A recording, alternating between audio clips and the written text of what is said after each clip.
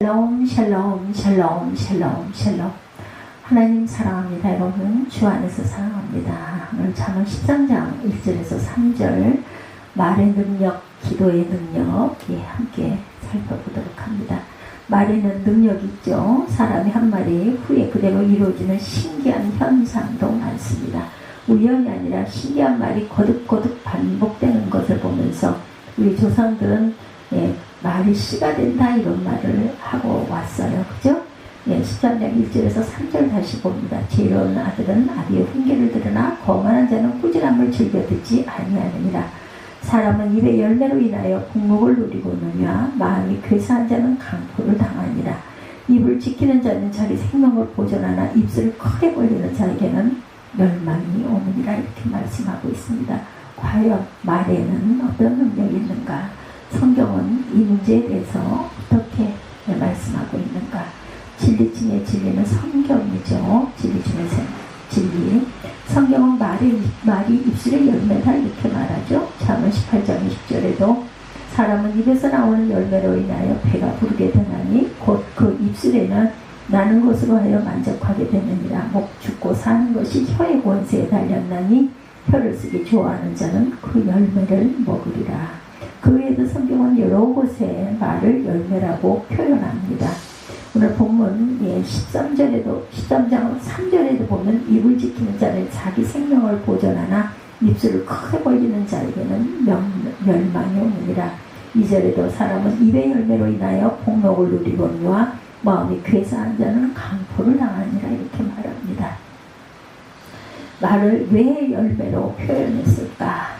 어떤 열매를 거두기 위해서 먼저 씨를 뿌려야 되죠. 밭에 뿌려진 씨에서 싹이 나고 그 싹은 자라 때가 되면 열매를 맺습니다. 입술의 열매도 같은 과정을 거칩니다.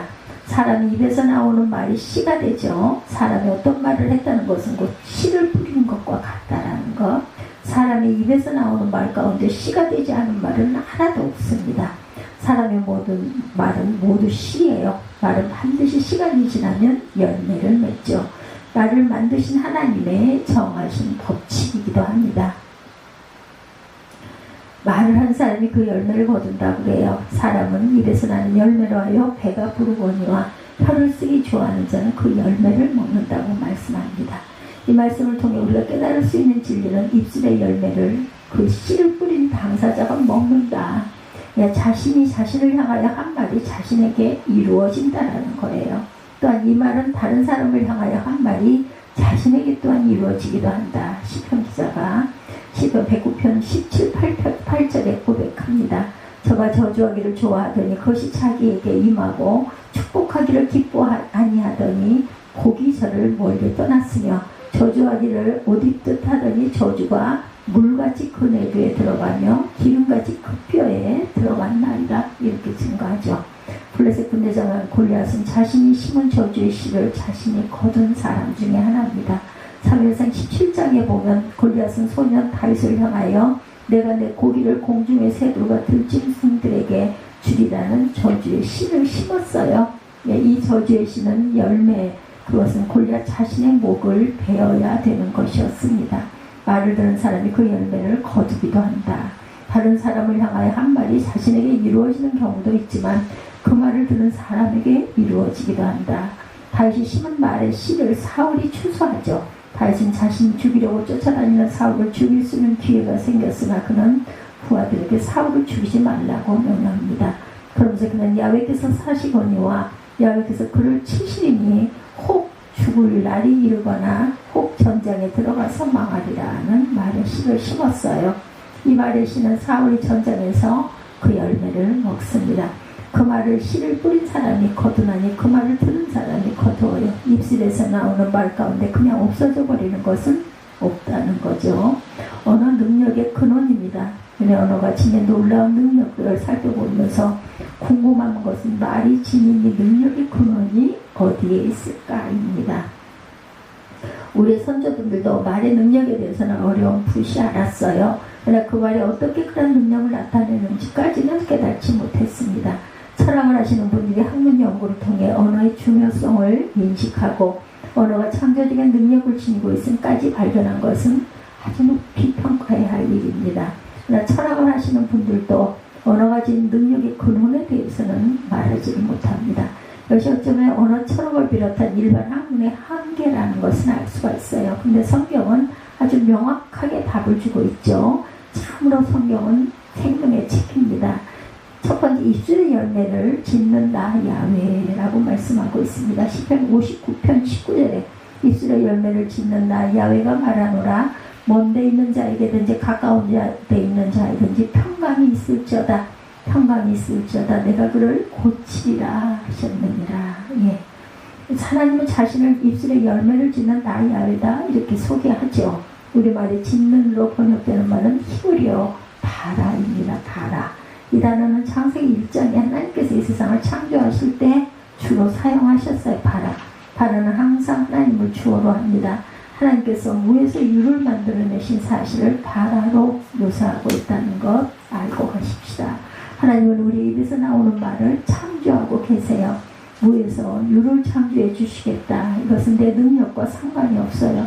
내가 지닌 재능과 상관이 없습니다. 지금 내가 소유한 것과 또한 상관이 없습니다.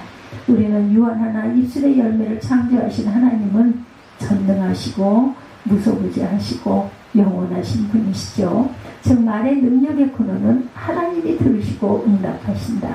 우리가 말을 할 때 우리말 자체에 능력이 있는 것이 아니라 우리말을 들으시는 하나님이 계시고 우리의 말과 마음을 받으시고 응답하신 하나님이 계시다라는 것입니다. 그분은 우리들에게 평강이 있을지어다 명하셨어요. 우리는 누구에게도 평강을 줄 수가 없습니다. 그런데 말하라는 거죠. 예, 하나님께서 그 말을 바라하여 주시겠다라는 거예요. 그 결과 치료의 역사가 나타나고 평강이 넘치게 됩니다. 입을 넓게 열면 치료를 받는다라는 거 항상 바라를 입술로 고백하십시다. 예, 짓는 지어주겠다 바라. 예, 짓는 바라하여 주겠다 지어주겠다. 저도 다시 외워봅니다. 그 결과 치료의 역사가 나타나고 평강에 넘치게 된다. 우리가 입술로 고백하는 순간 하나님께서 들으시고 내가 바라하겠다. 내가 지어주겠다. 너희 말이 내 귀에 들린 대로 내가 지어주겠다. 바라하겠다. 이스라엘 백성들이 애굽을 떠나 가나안을 향해 가던 광야에서 있었던 일이죠. 하나님의 명을 받은 모세가 12명의 정탐꾼을 뽑아 가나안 땅을 정탐하도록 합니다. 12명의 정탐꾼들은 40일 동안 부여받은 임무를 성실히 수행하고 돌아왔어요. 정탐꾼들이 돌아왔다는 소식이 이스라엘 백성들이 모여들었습니다. 모인 백성들의 시선은 정탐을 마치고 돌아온 12명에게 고정이 됩니다. 그들이 가지고 성과를 보면 그들은 흥분합니다. 포도 한 송이 달린 가지를 베어 막대기에 꿰어 메고 왔으니 그 열매가 얼마나 탐스럽게 보였겠어요. 드디어 정탐꾼 중 한 명이 입을 엽니다. 민수기 13장 27절에서 29절입니다. 우리를 보낸 땅에 간직 과연 젖과 꿀이 그 땅에 흐르고 이것은 그 땅의 실과입니다. 그러나 그 땅 거민은 강하고 성읍은 견고하고 힘이 클 뿐 아니라 거기에 아낙 자손들을 보았으며 아말렉인들은 남방 땅에 거하고 헤린과 여부스인과 아모리인은 산지에 거하고 가나안인은 해변과 요단가에 거하더이다. 이렇게 보고합니다. 백성들이 웅성거립니다. 가나안 땅에 이미 강한 거민들이 견고한 성읍을 쌓고 살고 있다는 보고가 그들을 동요시키죠. 12명의 정탐꾼 중 한 사람인 갈렙이 모세 앞에 백성을 진정시키며 외칩니다. 우리가 곧 올라가 그 말을 취하자, 그 땅을 취하자 능히 이기리라. 우리가 두루다니며 탐지한 땅은 심히 아름다운 땅이라. 야훼께서 우리를 기뻐하시면 우리를 그 땅으로 인도하여 들이시고 그 땅을 우리에게 주시리라. 이는 과연 젖과 꿀이 흐르는 땅이니라. 오직 야훼를 거역하지 말라. 그 땅 백성을 두려워하지 말라. 그들은 우리 먹이라. 그들의 보호자는 그들에게서 떠났고 야훼는 우리와 함께 하시느니라. 그들을 두려워 말라. 민수기 14장 7절에서 9절이에요. 너희 말이 내 귀에 들린 대로. 민수기 14장 28절입니다. 그들에게 이르기를 야훼 말씀에 내 삶을 두고 맹세하노라. 너희 말이 내 귀에 들린 대로 내가 너희에게 행하리니. 이게 아까 우리가 함께 묵상했던 바라 짓겠다라는 거죠. 하나님께서 지어주신 새 땅, 이 하늘과 이 땅 그리고 우리 모두 지어주셨어요. 짓겠다, 바라겠다. 이스라엘 백성들이 광야에서 죽었다라면 좋았을 걸. 민수기 14장 2절에 그 말이 하나님의 귀에 들린 대로 그들에게 그대로 이루어집니다. 이때를 기준으로 20세 이상으로 계수함을 받은 자 중 갈렙과 여호수아만 남고 본 광야에서 죽죠. 그들의 마음에 품었던 살고 싶은 소원이 이루어진 것이 아니라 입에서 나온 말대로 되죠. 그들의 시체는 그들의 말대로 광야에서 엎드러집니다. 그들은 그들의 시체가 광야에서 다 소멸되기까지 40년을 광야에서 유리합니다. 어떤 분이 흥분하면 무슨 말인지 못하겠느냐 대수롭지 않게 생각할 수도 있어요.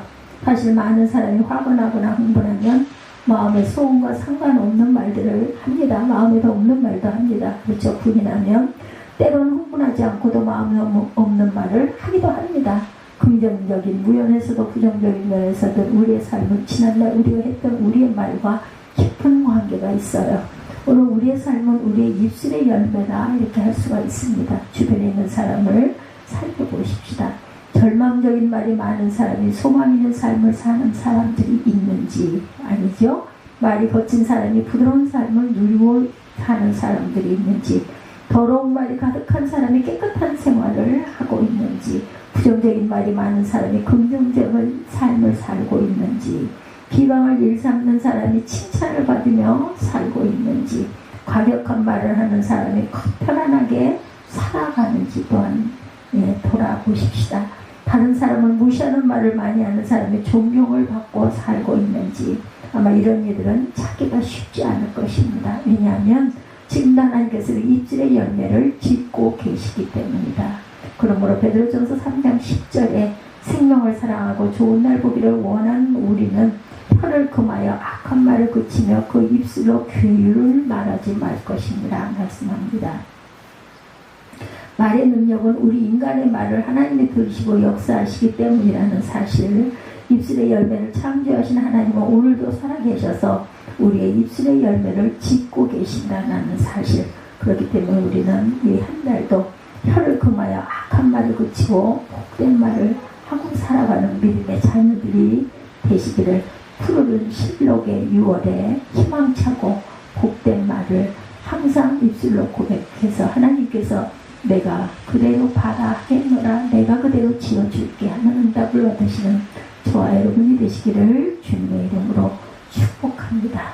우리는 항상 말을 삼가고 조심하며 희망과 복된 말을 입술로 고백할 줄 아는 믿음의 자녀들이 되셔야 할 줄로 믿습니다.